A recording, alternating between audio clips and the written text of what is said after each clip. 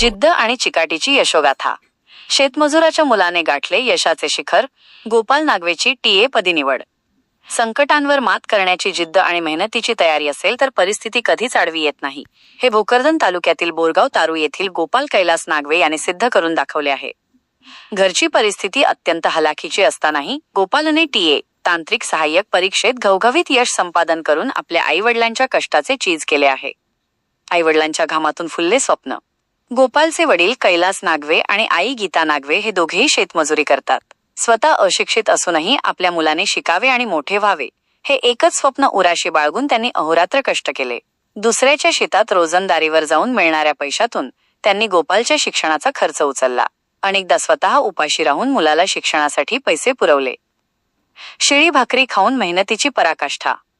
गोपालनेही आपल्या आई वडिलांच्या कष्टाची जाणीव ठेवून शिक्षणात स्वतःला झोकून दिले होते. शहरात राहून शिक्षण घेताना अनेकदा पोटाला चिमटा घ्यावा लागला. कधी शिळी भाकरी खाऊन तर कधी अर्ध्या पोटी राहून त्याने आपला अभ्यास सुरू ठेवला. कोणतीही चैनीची हौस न करता फक्त पुस्तकांनाच आपला सोबती मानले. त्याच्या या सातत्यपूर्ण मेहनतीमुळेच आज त्याची टीए पदी निवड झाली आहे. ज्या मुलाच्या पाठीमागे आईवडील खंबीरपणे उभे राहतात तो मुलगा निश्चितच यशाचे शिखर गाठतो, हे गोपालने दाखवून दिले आहे. गावात आनंदाचे वातावरण. गोपालच्या या यशामुळे बोरगाव तारू गावात आनंदाचे वातावरण असून त्याचे सर्व स्तरांतून कौतुक होत आहे.